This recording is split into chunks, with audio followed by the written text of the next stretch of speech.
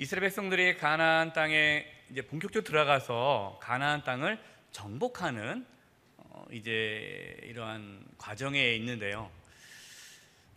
가나안 땅을 정복하기 위해서 하나님께서 이스라엘 백성들에게 요구하시는 것은 순종입니다. 순종. 우리가 지난 수요일에 여리고성을 어떻게 무너뜨릴 수 있었죠? 순종이에요. 그러니까 하나님께서 요구하시는 것은 이스라엘 백성들이 하나님 앞에 순종하느냐, 이것을 보시기 위해 여리고성을 7바퀴, 매일 한 바퀴씩, 또 7일에는 7바퀴 돌고 소리를 지르라 라고 말씀하신 거죠. 하나님께 순종함으로 여리고성을 함락할 수 있었습니다. 점령했어요. 자, 여리고성은 내 능력 바뀌죠. 내 힘으로 도저히 할 수 없는 그 영역입니다. 그래서 지난주에 뭐라고 말씀드렸어요? 우리의 삶의 자리에 여리고성과 같은 견고한 진이 있다. 내 힘으로 할 수 없는, 도저히 나의 능력 바뀌죠. 그럴 때 우리 안에 있는 것이 뭐죠? 두려움이고 불안함입니다. 그러니까 내 안에 어떠한 두려움이 있다, 불안함이 있다라는 것은 내가 그 문제를 해결할 만한 능력이 없다는 것이죠. 그렇기 때문에 우리 안에 불안한 마음과 두려움이 생기는 거 아닙니까? 그것을 점령하려면 믿음이 필요해요. 그래서 순종은 하나님을 믿을 때 할 수 있다라고 말씀을 드렸습니다. 오늘은 두 번째, 아이성입니다. 아이성. 근데 참 희한하게 하나님께서요, 배치를 첫 번째 성은 가장 강력한 성 여리고성을 두게 하셨고, 그 여리고성을 점령하고 나니까 그 두 번째 성은 가장 약한 성, 이 아이성을 맞닥뜨리게 합니다. 자, 이 아이성은 뭘 의미합니까? 내 능력으로 충분히 극복할 수 있고 내 힘으로 제압할 수 있는 성이에요.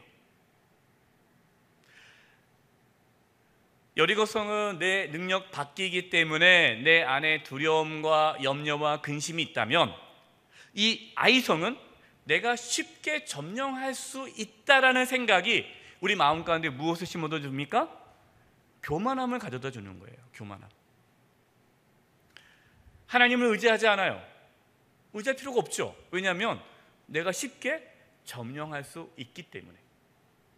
하나님은 이 두 가지 성, 내 능력 밖에 있는 것도 하나님을 믿음으로 점령해야 되고, 내가 할 수 있는 부분도 어떻게 하라고요? 너를 의지하지 말고 하나님을 의지하는 가운데, 겸손히 하나님을 의지하는 가운데 나아가야 함을 말씀하십니다. 그래서 우리는 큰 문제 앞에 하나님을 의지함으로 두려워하지 말아야 되고, 또 쉽게 내가 일을 처리할 수 있는 영역에서도 하나님을 의지하고 겸손하게 하나님 앞에 무릎 꿇어야 함을 말씀하시는 겁니다. 둘 다 뭐가 필요한 거예요? 순종이 필요합니다. 저와 여러분 가운데 하나님께 순종하심으로 하나님께서 우리를 통해서 이루실 그 놀라운 은혜와 축복을 받아 누릴 수 있기를 바랍니다. 우리에게 하나님께서 허락하신 그 가나안 땅이 있어요. 그것이 우리의 사명이죠. 그 사명을 다 완수할 수 있기를 바랍니다. 자, 첫 번째입니다. 한 사람의 죄가 공동체 전체에 영향을 미칩니다. 자, 1번.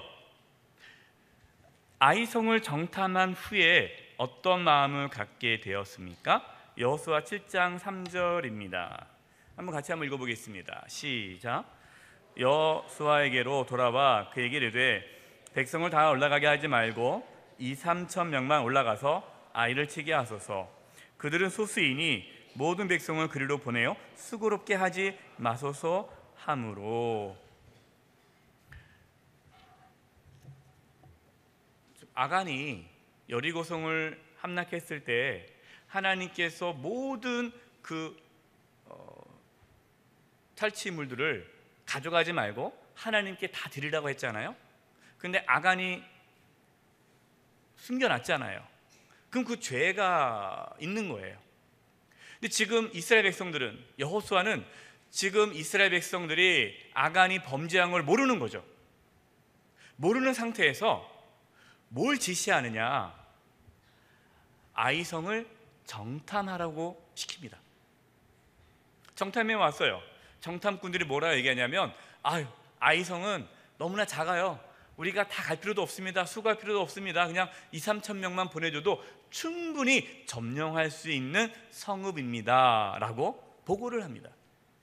여호수아는 그 보고를 듣고, 그래? 별거 아니네? 그러면 우리 3천 명 보내지 뭐 하고 3천 명을 보낸 거예요.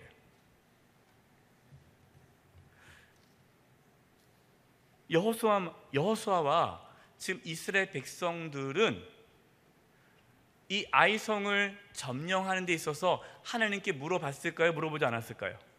안 물어봤다는 겁니다. 여러분, 이것이 중요해요. 만약에 이 여호수아나 이스라엘 백성들이 이 아이성에 대해서 하나님께 물어봤다면, 하나님, 이제 아이성이네요. 이 아이성은 어떻게 할까요? 하나님의 뜻을 물어봤다면 하나님께서 말씀하셨겠죠. 뭐라고요? 그 성을 치지 말아라. 너희가 범죄했기 때문에 너희가 그 성을 이길 수가 없다. 올라가지 말아라. 너희 안에 이러한 죄가 있다. 그 범죄한 죄를 찾아내라. 이렇게 말씀을 하셨을 거란 말이에요. 그런데 그 성이 딱 봐도 작아 보이니까 하나님께 물어보지 않고 하나님을 의지하지 않고 그냥 자신들의 힘을 의지하며 나아간 것입니다. 혹시 여러분 살아가면서 이까짓 건 뭐 내가 할 수 있겠네, 그래서 했는데 혹시 안 된 적 없으세요? 예. 그거 왜 안 될까요? 하나님께서 그거를 우리를 훈련시키시는 거예요. 뭐 하도록이요? 하나님을 항상 매 순간 의지하도록 하기 위해. 어떤 분은 저한테 이렇게 얘기해요. 목사님, 하나님도 바쁘신데 그냥 조금 큰 거, 좀 어려운 것만 기도하고 나머지 뭐 기도할 필요가 있겠어요? 그냥 내가 알아서 하면 되지. 뭐 시시콜콜 하나하나 다 물어봅니까? 그냥 웬만한 건 다 내가 알아서 하고 정말 안 되는 것만 기도해야지. 뭐 하나님도 피곤하신데 뭐 그렇게 할 필요가 있겠습니까? 라고 말씀하시는데, 아직 그분은 하나님을 잘 몰라서 하는 말이에요. 하나님은 우리가 항상 하나님을 의지하기를 원하십니다. 항상 하나님과 동행하기를 원해요.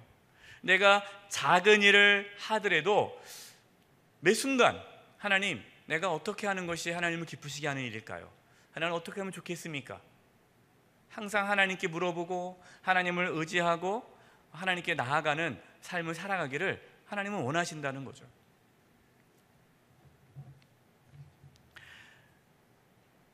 여리고성을 함락한 후에 이스라엘 백성들 마음에 들어온 것이 교만함입니다. 교만함. 야, 여리고성도 무너뜨렸어? 그러면 이것쯤이야 뭐. 그래서 뭐가 중요해요? 승리한 후에 우리는 넘어질까 조심해야 됩니다. 그래서 선줄 알면 넘어질까 조심하라 그랬죠. 뭔가 우리가 어떠한 성공을 성취했습니다. 뭔가 이루었습니다. 그 다음이 중요해요. 많은 분들이 성공한 후에 무너져요. 넘어집니다. 그래서 우리는 항상 선줄 알면 넘어질까 조심하라. 늘 하나님께 물어보고 의지하며 자신의 능력을 의지하지 말고 하나님의 능력을 의지하며 할 수 있기를 바라요. 저도 그런 거를 많이 경험합니다. 특히 설교할 때요. 어떤 때는 설교를 많이 하잖아요. 많이 하니까, 강의도 많이 하니까 뭐 이 정도 모임은 뭐 내가 뭐 이렇게 할 수 있겠다라는 자신감이 들 때가 있어요. 그때 하나님 의지하지 않고 뭐 하면 되지. 그래서 할 때 버벅대요. 너무너무 힘들어요. 그러나 하나님을 의지하고 하나님 바라봤을 때는 하나님의 역사함을 경험합니다. 설교할 때 저는 참 많이 그거를 겪어요. 그래서 내가 하나님 의지하지 않고 설교하는구나. 예. 그래서 뭐 신방이라도 작은 간단하게 말씀을 전하는 순간이라도 꼭 새벽에 그날 있을 모든 모임을 위해 기도를 합니다. 기도 안 해도 되잖아요. 제가 한두 번 신방합니까? 그냥 만나서 하면 되잖아요. 그런데 기도를 해야 돼요. 왜냐? 작은 모임이든 큰 모임이든 하나님이 하셔야 된다는 것을 계속해서 하나님이 저를 깨닫게 해주세요. 그래서 우리 그 자세가 필요한 거예요. 여러분이 어떤 일을 맡아도, 작은 일을 맡아도 하나님을 의지할 수 있기를 바랍니다. 그래야 하나님이 그 사람을 축복해 주세요. 다윗 보세요. 다윗이 그랬잖아요. 양을 칠 때도 하나님을 의지하고 하나님을 바라봤더니 하나님께서 그 다윗에게 더 큰 일을 주지 않습니까? 자, 두 번째입니다. 전쟁에서 패한 후 여호수아는 어떻게 했습니까? 여호수아 7장 6절에서 8절입니다.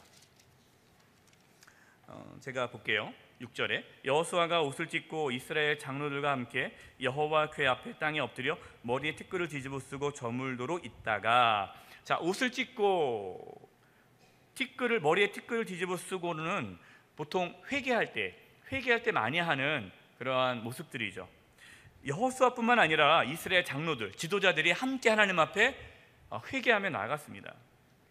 그런데 이제 7절에 보니까 이르되 슬프도소이다. 주 여호와여, 어찌하여 이 백성을 인도하여 요단을 건너게 하시고 우리를 아무리 사람의 손에 넘겨 멸망시키라 하셨나이까? 우리가 요단 저쪽을 만족하게 하여 거주하였더라면 좋을 뻔하였나이다. 8절 주여, 이스라엘이 그들의 원수들 앞에서 돌아섰으니 내가 무슨 말을 하오리까? 지금 가만히 말씀을 보면은 여호수아와 그 이스라엘 장로들이 하나님께 무엇을 하고 있습니까? 원망하고 있어요. 뭐라고 하냐면 요단 동편, 이미 동편을 다 점령했잖아요. 요단은 건너 서편을 점령하라고 했는데 그냥 동편만 우리가 점령해도 될 텐데 왜 굳이 요단강 건너가가지고 이렇게 전쟁에서 패하게 만들어서 우리를 이렇게 비참하게 만듭니까? 하고 지금 하나님께 하소연하고 있어요. 지금 여호수아는 아직 믿음이 성숙하지 못합니다. 성숙하지 못한 거예요. 그래서 이 전쟁에서 패한 것이 하나님의 능력이 없어서인 줄 알고 하나님께 원망하는 거예요. 자기 잘못 생각하지 않고, 자기가 물어보지 않고, 자기 마음대로 한 것도 생각하지 않고 일이 잘 안 되니까 하나님께 원망하는 거예요. 우리도 그런 일을 겪을 때가 있어요. 무슨 일이냐? 이거 하나님께서 원하시는 일 아닙니까? 기도도 안 했어요. 하나님을 의지하지도 않았어요. 하나님의 방법으로 일하지 않았어요.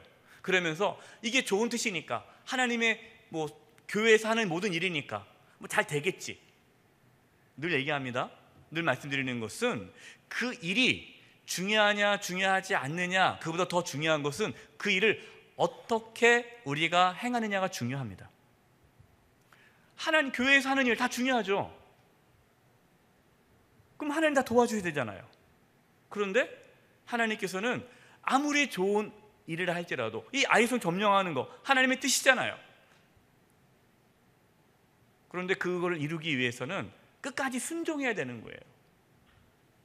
우리가 하나님의 일을 할 때에 이것이 선한 일이냐 나쁜 일이냐, 물론 그것도 구분을 해야 되지만 선한 일이라고 해서 모두 다 하나님이 도와주지는 않아요. 왜냐? 그 방법이 잘못되면 하나님은 침묵하십니다. 근데 이 여호수아는 그걸 몰랐던 거예요. 왜냐? 여리고성 무너뜨렸네? 이제는 되겠구나. 하나님이 이 땅을 주셨구나. 그래서 하나님보다 앞서간 거예요. 하나님과 함께 가야 되는데 오바해서 하나님보다 앞서 나간 거예요. 여러분, 우리가 하나님 일을 할 때에 우리 삶에도 이런 일 참 많이 있습니다. 좋은 일이라고 해서 팍 뛰어다니면 안 돼요. 이거 하나님께 주신 일이 하고 달려가면 안 되고 하나님과 함께 가야 됩니다. 아직 여호수아는 이것을 깨닫지 못했습니다. 그리고 이 사건 이후로, 아이성 사건 이후로 여호수아는 항상 하나님 뒤에 머뭅니다. 이제 먼저 나서지를 않아요. 이것이 하나의 경험이죠. 세 번째입니다. 왜 한 사람의 죄가 공동체 전체에 영향을 미칩니까? 여호수아 7장 1절입니다. 같이 한번 읽어볼까요? 시작. 이스라엘 자손들이 온전히 바친 물건으로 말미암아 범죄하였으니 이는 유다 지파 세라의 증손 삽디의 손자 갈미의 아들 아간이 온전히 바친 물건을 가졌습니다. 여호와께서 이스라엘 자손들에게 진노하시니라. 아니, 좀 이해가 되지 않지 않습니까? 아간이 잘못했어요. 그러면 아간만 벌하면 되잖아요. 왜 하나님께서 이스라엘 전체에 벌을 내리셨을까요? 왜 한 사람의 죄가 공동체 전체에 영향을 미칠까요? 그 이유는 죄는요, 전염성이 있습니다. 아간이 지금 숨겼어요. 자, 그러면 이걸 아간 혼자 할 수 있는 일입니까? 아간 혼자 못합니다. 왜냐하면 그 당시에 모든 이 종족이고 이게 어떠한 집안의 일이기 때문에, 장막을 숨겼기 때문에 아간 혼자 알 수가 없어요. 가족이 다 알 수밖에 없는 거예요. 만약에 하나님께서 이것을 그냥 쉽게 넘어갔다면 이 죄는 전염성이 있어서 넘어가네? 괜찮네? 그걸 봤던 사람이, 아간의 그 죄를 봤던 사람들이 안 걸리네? 저 사람도 짓고 나도 그렇고 다 그렇게 사는 거 아니야? 하면서 이제 쉽게 이 저의 죄에 대해서 무감각해진다는 거예요. 지금 하나님께서는 이스라엘 공동체를 세워가는 초기 아닙니까? 그렇기 때문에 아주 엄하게 다루십니다. 이 사건이 비슷한 게 있어요. 초대교회, 그렇죠? 아나니아 삽비라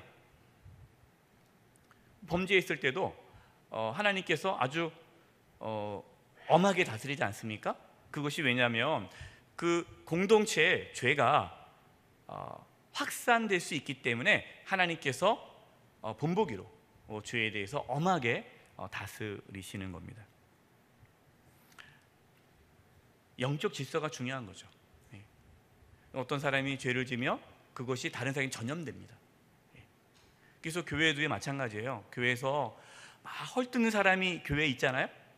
그런 사람이 있어요. 만나면 헐뜯는 사람이 있어요. 만나면 누구 욕을 하고 헐뜯고 장점을 얘기하기보다는 그 사람 끌어내리는 그런 거를 이렇게 하시는 분들이 있어요.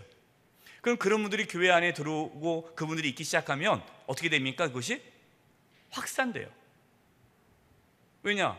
계속 그런 얘기를 듣다 보면 자기도 또 그렇게 하게 되고, 또 모이다 보면 계속 하고, 다 이렇게 해요. 그럼 다 그렇게 하는 거예요. 그러면서 이제 그런 말 하지 맙시다. 우리 좋은 말만 합시다. 그러면 너만 잘났냐? 이렇게 나와가지고 이제 오히려 좋은 말을 하는 사람, 이 사람들이 힘든 상황이 되는 거예요. 때문에 여러분, 혹시 여러분 주변에 헛들고 비난하고 정죄하는 사람이 있으면 피하세요. 슬그머니. 또 그래가지고 또 가가지고 목사님이 그러는데 당신과 사귀지 말래, 또 이러면 또 교회 난리 납니다. 그러지 마시고 그냥 조용히 피하시고, 누구와 같이 어울려야 돼요? 믿음의 고백, 덕스러운 말을 하는 사람들과 교제를 나누는 거예요. 그래서 그 죄가 확산되지 않도록 막아야 돼요. 이게 중요합니다. 하나님께서는 한 사람의 죄가 공동체 전체에 미칠 수 있기 때문에 단호하게 이렇게 막으시는 거예요.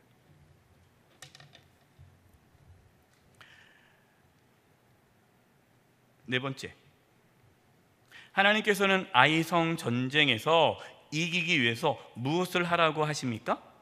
여호수아 7장 10절에서 13절.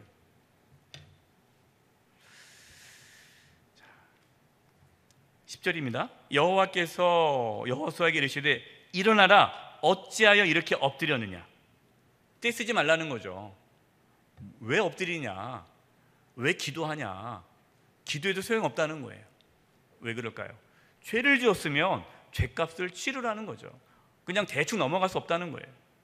그래서 11절, 이스라엘이 범죄하여 내가 그들에게 명령한 나의 언약을 어겼으며 또한 그들이 온전히 바치는 물건을 가져가고 도둑질하며 속이고 그것을 그들의 물건들 가운데 두었느니라 하면서 하나님께서 그 죄를 책망합니다. 여호수아를 책망하는 거예요. 죄를 드러내는 거예요. 그래서 2절 그러므로 이스라엘 자손들이 그들의 원수 앞에 능히 맞서지 못하고 그 앞에서 돌아섰나니 이는 그들도 온전히 바친 것이 됨이라. 그 온전히 바친 물건을 너희 중에서 멸하지 아니하면 내가 다시는 너희와 함께 있지 아니하리라. 무슨 말씀입니까? 너희가 죄의 문제를 해결하지 않으면 함께하지 않겠다라는 거예요. 우리는 대부분 이 죄의 문제를 해결하지 않고 자꾸만 다른 것으로 뭔가 해결하려고 그래요.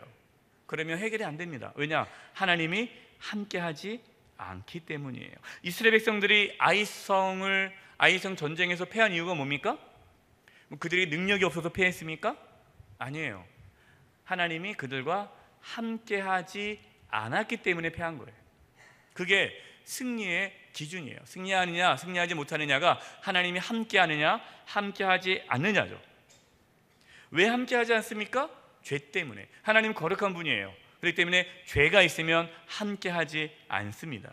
그래서 너희 중에 멸하지 아니하면 그 죄에 대해서 분명하게 처리하라는 겁니다. 그래서 13절 너는 일어나서 백성을 뭐하게 하여? 거룩하게 하여 이르기를 너희는 내일 위하여 스스로 거룩하게 하라. 이스라엘 하나님 여호와의 말씀에 이스라엘아 너희가 너희 가운데 온전히 바친 물건이 있나니 너희가 그 온전히 바친 물건을 너희 가운데서 제하기까지는 내 원수들 앞에 능히 맞서지 못하리라. 하나님께서는 그 범죄한 것, 그 죄를 드러내고 회개하게 하고 그것을 완전하게 정산하지 않으면 하나님께서 더 이상 너희와 함께하지 않겠다라고 말씀합니다. 우리의 삶도 마찬가지예요. 저와 여러분이 하나님이 함께할 수 있게 된 것은 우리의 죄의 문제가 해결됐기 때문이죠. 우리가 죄가 있으면 하나님은 함께하지 않으십니다. 그래서 하나님이 우리와 함께하도록 하기 위해 예수님께서 대신 저와 여러분의 죄를 짊어지신 것이죠. 자, 두 번째입니다.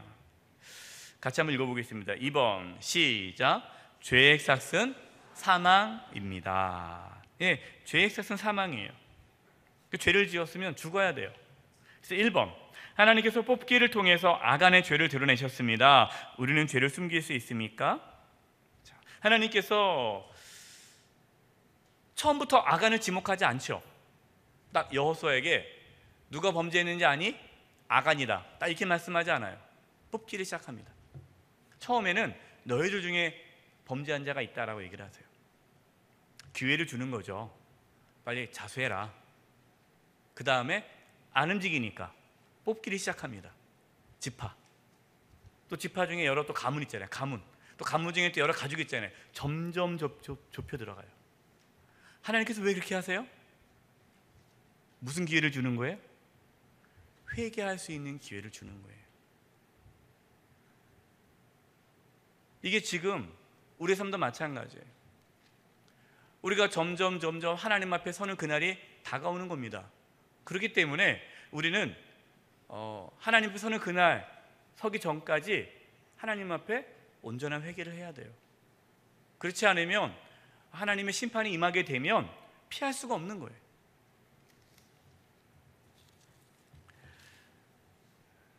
이제 딱 걸렸습니다. 아간이. 아간의 죄가 드러났어요. 여호수아 7장 19절 우리 교재에 있습니다. 같이 읽어보겠습니다. 시작. 그러므로 여호수아가 아간에게 이르되 내 아들아 청하노니 이스라엘 하나님 여호와께서 영광을 돌려 그 앞에 자복하고 내가 행한 일을 내게 알게 하라. 그 일을 내게 숨기지 말라 하니. 하나님 앞에 죄를 숨길 수 있습니까? 없습니까? 없어요. 하나님 앞에 죄를 숨길 수 없습니다. 하나님은 다 아십니다. 다 아시기 때문에 회개하라는 거예요. 하나님이 몰라서 회개하라는 것이 아니에요. 아세요. 아시는데 왜 회개하라 합니까? 용서하시려고. 몰라서 하나님이 물어보는 거 아니에요. 압니다. 우리를 다 아세요. 히브리서 4장 13절 교재에 나와 있습니다. 우리 같이 한번 읽어보겠습니다. 시작. 지으신 것이 하나도 그 앞에 나타나지 않음이 없고 우리의 결산을 받으실 이의 눈앞에 만물이 벌거벗은 것 같이 드러나느니라. 나느니라. 우리가 나중에 하나님 앞에 서게 되잖아요. 그러면 다 드러납니다. 숨길 수가 없어요. 사람은 속일 수 있어요. 그러나 하나님은 속일 수 없습니다. 그래서 우리는 하나님이 다 아신다는 걸 알기 때문에 빨리 자복하고 회개하고 하나님 앞에 우리의 연약함을 고백하고 용서받고 하나님께 나아가야 되는 거죠. 자, 두 번째, 하나님께서는 죄에 대해서 어떻게 하라고 하십니까? 여호수아 7장 24, 25절입니다. 제가 읽겠습니다. 여호수아가 이스라엘 모든 사람과 더불어, 그냥 몇 사람이 아니에요. 모든 사람들과 더불어 세라의 아들 아간을 잡고 그 은과 그 외투와 그 금덩이와 그의 아들들과 그의 딸들과. 왜 아들들과 딸? 왜냐하면 아들과 딸은 다 이미 알기 때문이죠. 같이 공범자예요. 그 숨겨놓은 걸 다 아는데 그를 밝히지 않은 거죠. 그의 소들과 그의 나귀들과 그의 양들과 그의 장막과 그에게 속한 모든 것을 이끌고 아골 골짜기로 가서, 이 아골은 괴로움이라는 뜻이죠. 여호수아가 이르되 내가 어찌하여 우리를 괴롭게 하였느냐? 여호와께서 오늘 너를 괴롭게 하시리라 하니 온 이스라엘이 그를 돌로 치고 물건들도 돌로 치고 불사르고. 그래서 어떻게 했냐면 그 위에 돌 무더기가 이렇게 크게 쌓이죠. 그랬더니 진노가 그쳤다라고 말씀합니다. 죄의 값은 사망이라는 거예요. 그러니까 아간이 죽어야 되는 거예요. 그냥 어물쩍 넘어갈 수 없는 거예요. 죄의 값을 반드시 치러야 돼요. 그래서 세 번째, 우리의 죄의 싹을 누가 감당하셨습니까? 로마서 6장 23절입니다. 같이 읽겠습니다. 시작. 죄의 싹은 사망이요 하나님의 은사는 그리스도 예수 주 안에 있는 영생이니라. 저와 여러분은 하나님의 진노를 받아야 됩니다. 죽어야 됩니다. 그는 죄를 지었기 때문에. 근데 하나님의 은사, 이 은사라는 말이 선물이라는 뜻이에요. 은혜라는 말이에요. 그래서 하나님의 은혜가 나타났어요. 원래 죽어야 되는데, 근데 그 하나님의 은혜가 뭡니까? 예수님 안에서 주어지는 영원한 생명이라는 거예요.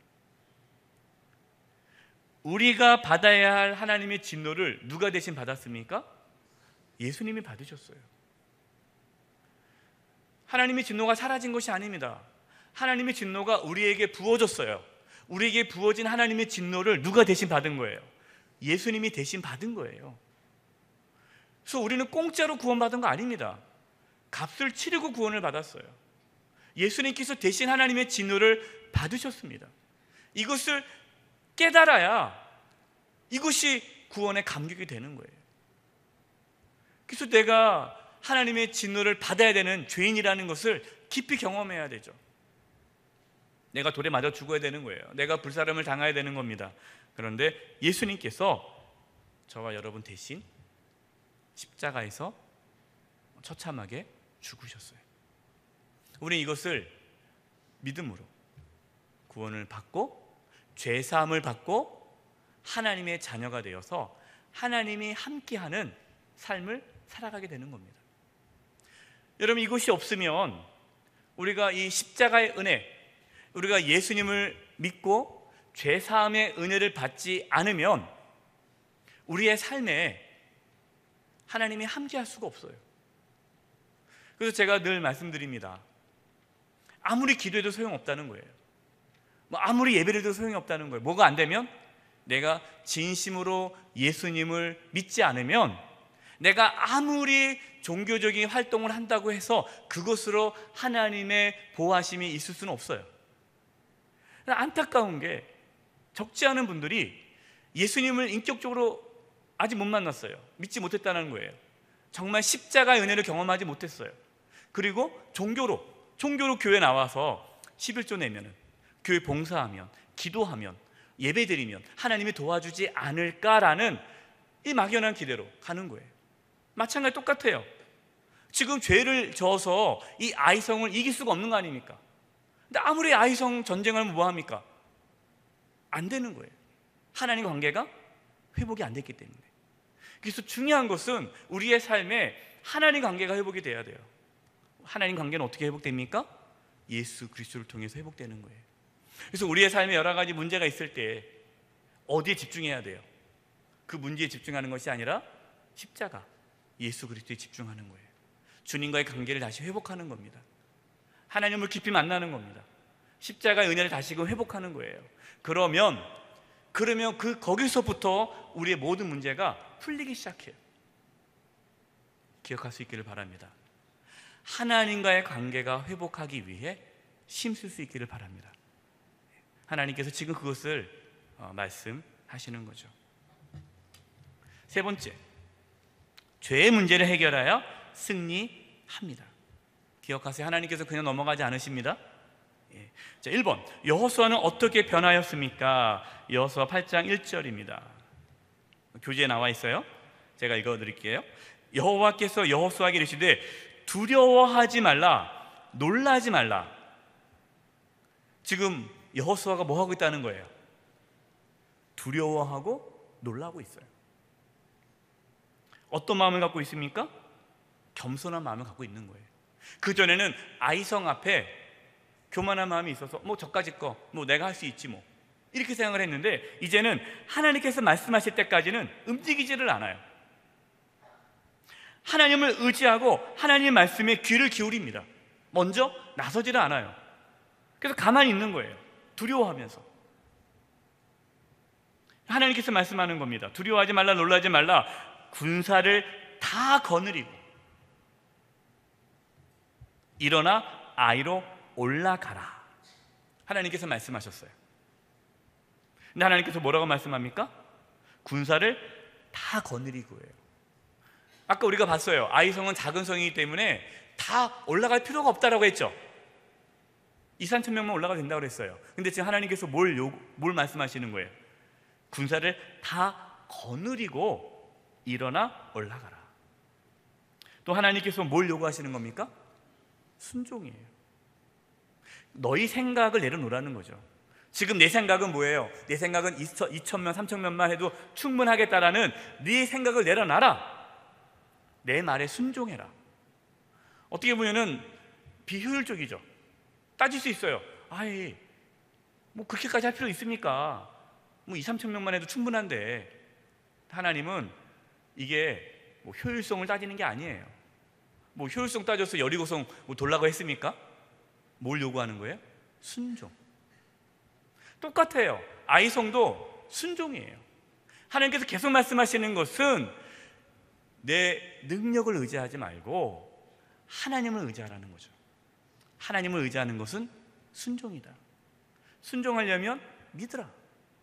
이것을 계속 말씀하시는 겁니다. 말씀대로 이제 군사를 다 거느리고 아이성에 올라갑니다. 8절이에요. 너희가 그 성읍을 취하거든 그곳을 불살라 뭐대로? 여호와의 말씀대로 행하라. 보라, 내가 너희에게 명령하였느니라 하고. 여호수아가 바뀌었어요. 기준이.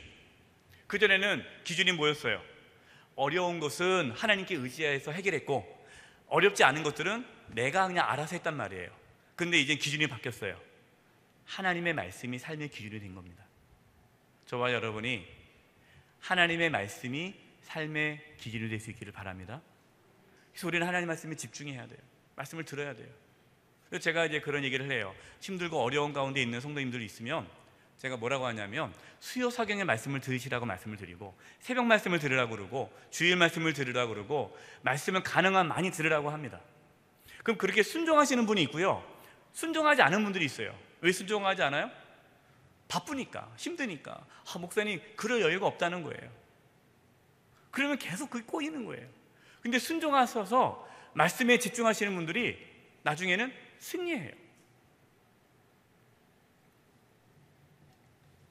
두 번째, 하나님께서는 아이성의 탈취물을 어떻게 하셨습니까? 여호수아 8장 2절입니다. 시작. 너는 여리고와 그 왕에게 행한 것 같이 아이와 그 왕에게 행하되 오직 거기서 탈취한 물건과 가축은 스스로 가지라. 너는 아이성 뒤에 복병을 둘지니라 하시니. 하나님께서 이 아이성의 탈취물을 주신다 그랬어요. 가지라고 그랬습니다. 하나님의 은혜와 축복을 받을 때 받으시면 돼요.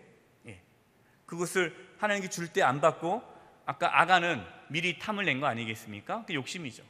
그래서 우리는 늘 이게 하나님께서 주시는 은혜와 축복에 감사하는 건지 아니면 내 안에 욕심이 있는지를 잘 구분하고 하나님께서 은혜와 축복을 주실 때 그를 또 기쁨으로 받아 누리시면 됩니다. 마지막 세 번째, 우리는 세상에서 어떻게 승리할 수 있습니까? 요한일서 5장 4절입니다. 시작.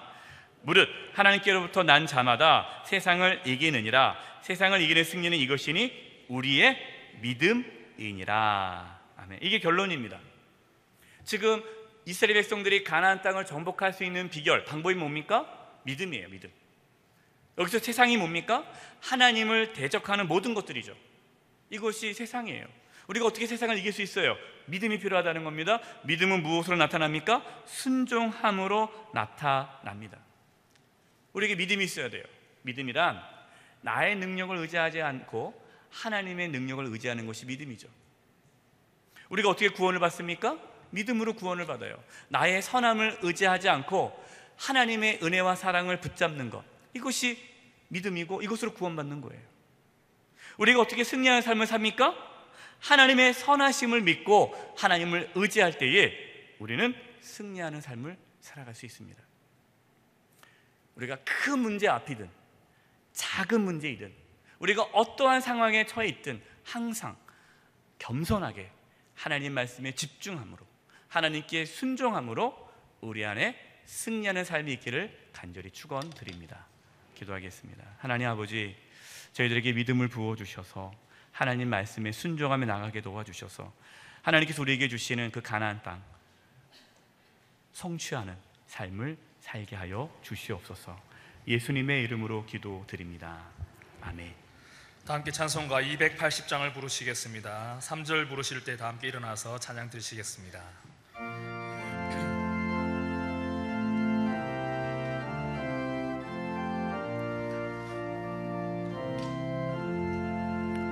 전부 여지없어서 손 들고 옵니다. 주 나를 외면하시면 나 어디 가리까.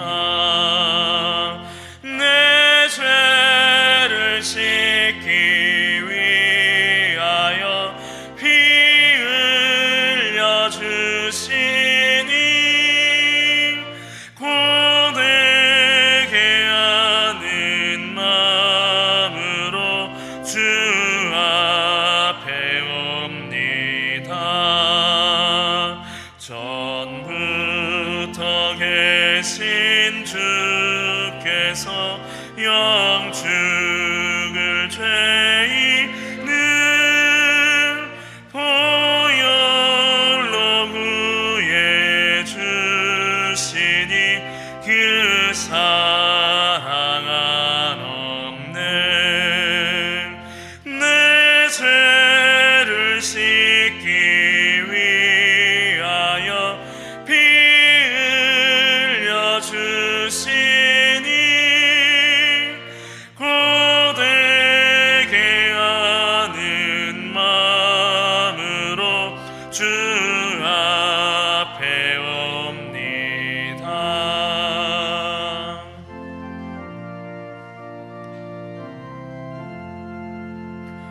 나의 수시함으로 권능 받아서 주님께 구한 모든 것 늘 얻겠습니다. 내 죄를 씻기 위하여 피 흘려 주시니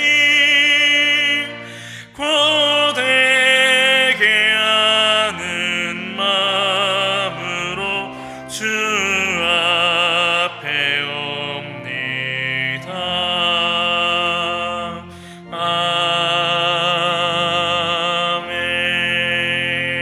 아멘. 이 시간 말씀을 생각하며 합심으로 기도하며 나아가겠습니다. 먼저 말씀을 기억하며 기도하실 때 하나님, 죄는 전면성이 있다는 사실을 기억하여 정말 죄를 전면시키는 자가 되지 않게 해달라고, 또한 나의 죄를 하나님 앞에 숨길 수 없음을 알고 늘 하나님 앞에 그 죄를 회개함으로 예수 그리스도의 보혈로 용서받는 삶이 되게 해달라고, 그로 인하여 하나님과의 관계가 늘 회복되는 삶을 살아갈 수 있게 해달라고, 죄의 문제를 해결하여 승리하는 삶을 살아갈 수 있게 해달라고, 교만하지 아니하고 오직 하나님을 의지하는 자가 되게 해달라고, 그렇게 하나님께서 은혜를 베푸실 때에 넘어질까 조심하는 늘 겸손한 자가 겸손한 삶이 되어지게 해달라고 기도하시기 바랍니다. 연이어 기도하실 때 연약한 성도님들을 위하여, 교회를 위하여, 나라와 민족을 위하여 이 시간 간절한 마음으로 아버지 한 분 부르며 기도하며 나아가겠습니다.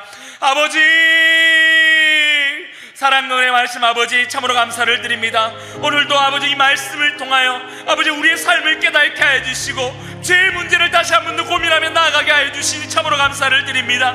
아버지, 먼저 아버지 정말로 이 죄라는 것이 전전성이 있다는 사실을 아버지 기억하여 나로 인하여 아버지 죄가 전염되어지지 아니하도록 주께서 인도하여 주시옵고 역사하여 주시옵소서. 그동안 나로 인하여 이 죄가 전염되어진 것이 있습니까? 아버지 정말 나로 인하여 아버지 정말 악하게 만든 사람들이 있습니까? 아버지 정말 이 시간 저희들이 아버지 나의 죄를 구하며 주님 앞에 나아갑니다. 용서하여 주시옵소서. 잘못하였나이다 용서하여 주시옵소서. 이 시간 우리 모두가 먼저 아버지 하나님 앞에 아버지 회개하며 자복하며 나아갈 때 아버지 정말 지난날의 그 잘못을 아버지 정말로 아버지 이 시간 용서받게 하여 주시옵소서. 앞으로는 아버지 나의 삶이 죄를 전염시키는 삶이 아니라 아버지 나로 인하여 하나님의 영광이 드러나는 삶이 되어줄 수 있도록 아버지 인도하여 주시옵소서. 무엇보다 아버지 정말로 아버지 이 죄라는 것이 하나님 앞에 아버지 숨길 수 없음을 늘 기억하여 아버지 정말로 아버지 정말 하나님께서 나의 죄를 깨닫게 하실 때마다, 기회를 허락하실 때마다 아버지 그 죄를 하나님 앞에 아버지 자복하며 나아갈 수 있도록 주께서 인도하여 주시옵고 역사하여 주시옵소서. 하나님께서 아간에게 아버지 몇 번의 기회를 주셨지만 아버지 정말 그 기회를 잃어버렸지 않습니까? 우리들의 삶 가운데 아버지 그와 같이 하나님께서 허락하시는 회개의 기회를 잃어버리지 아니하도록 주께서 인도하여 주시옵소서. 그러할 때 아버지 하나님께서 그 기회를 허락하실 때에 저희들이 늘 하나님 앞에 회개함으로 나의 죄를 아버지 예수 그리스도의 보혈로 아버지 정말 용서함을 받는 그와 같은 귀한 삶을 살아갈 수 있도록 아버지 인도하여 주시옵소서. 그래 아버지 정말로 죄로 인하여 깨어진 관계가 있다면 하나님 앞에 아버지 용서를 구할 때 예수 그리스도의 보혈로 아버지 용서함을 받을 때 깨어진 그 하나님과의 관계가 아버지 회복되어질 수 있도록 아버지 인도하여 주시옵고 역사하여 주시옵소서. 나의 관계가 하나님과의 그 관계에 있어서 깨어지지 아니하도록, 죄로 인하여 아버지 그 문제가 생기지 아니하도록 주께서 인도하여 주시옵소서. 아버지 나의 삶이 그로 인하여 죄의 문제를 해결받고 늘 주님 안에서 주님의 예수 그리스도의 보혈로 승리하는 삶을 살아가기를 원하나이다. 아버지 정말 우리의 삶이 교만하지 않게 하여 주시고 늘 아버지 겸손한 자로 살아갈 수 있도록 주께서 인도하여 주시옵고 역사하여 주시옵소서. 그러할 때 오직 하나님을 의지하는 자가 되게 하여 주시고 아버지 하나님을 의지하며 나아갈 때 하나님께서 아버지 은혜를 베푸실 때 정말 우리들이 아버지 그러한 가운데서 아버지 정말로 교만하여지지 아니하고 넘어질까 조심하는 겸손한 우리의 삶이 되어질 수 있도록 주께서 인도하여 주시옵고 역사하여 주시옵소서. 하나님께서 은혜를 베푸실 그때에 아버지 우리의 교만이 드러나지 않게 하여 주시고 온전히 하나님을 의지하며 나아갈 수 있도록 주께서 인도하여 주시옵소서. 아버지 이 시간 아버지 정말 또 삶의 어려운 문제로 인하여 아버지 정말 괴로운 중에 있는 성도님들을 위하여 기도하며 나아갑니다. 아버지 정말 삶의 어려움으로 인하여 아버지 늘 괴로운 가운데 있고 고통 가운데 있는 아버지 정말 성도님들 주님께서 그 삶 가운데 긍휼을 베풀어 주시기 원하나이다. 아버지 그 삶의 어려움으로 인하여 지치지 않게 하여 주시고 행여나 믿음이 아버지 떨어지거나 실족하는 일들이 생기지 아니하도록 주께서 인도하여 주시옵고 역사하여 주시옵소서. 아버지 정말 이 무더운 때에도 아버지 그들의 신앙을 아버지 주님께서 붙들어 주셔서 언제나 하나님을 의지하며 승리할 수 있도록 아버지 인도하여 주시옵고 역사하여 주시옵소서. 사랑론의 말씀 아버지 이 배꼽 피는 동산에 아버지 영세교회를 세우시고 하나님의 그 나라를 확장시켜 가심에 참으로 감사를 드립니다. 아버지의 영세교회가 아버지 정말 함께 지어져가는 교회로 아버지 정말 올 한해 한 해 표로 나아가고 있습니다. 아버지 정말 제 영세교회가 함께 아버지 하나님께서 보시기에 아름답게 지어져 나갈 수 있도록 아버지 인도하여 주시옵고 역사하여 주시옵소서. 사람을 기쁘게 하는 교회가 아니라 오직 하나님을 기쁘게 하는 교회가 되게 하여 주시고 아버지 정말 복음의 능력이 사라져가는 이때에 복음의 능력을 나타내며 하나님의 능력을 나타내는 제 영세교회가 되어줄 수 있도록 아버지 인도하여 주시옵고 역사하여 주시옵소서. 하나님께서 담임 목사님을 세우셨사오니 영육간에 강건하게 하여 주시고 아버지 정말 늘 성령 충만하게 하심으로 아버지 정말로 아버지 하나님의 그 나라를 확장 안정시켜 나가는 데서 하나님께서 허락하신 그 귀한 사명들을 잘 감당하는 담임 목사님 되어질 수 있도록 아버지 인도하여 주시옵고 역사하여 주시옵소서. 나라와 민족을 위해 기도합니다. 정치, 경제, 문화, 사회의 아버지 모든 영역에 있어서 하나님의 통치하심이 흘러나갈 수 있도록 주께서 인도하여 주시고, 무엇보다 공의 하나님, 정의 하나님의 그 역사하심이 드러나는 저희 대한민국이 되어질 수 있도록 아버지 인도하여 주시옵소서. 아버지 정말 무엇보다 아버지 정쟁이 위협이 없는 아버지 정말 나라가 되어질 수 있도록 아버지 인도하여 주시옵고 역사하여 주시옵소서.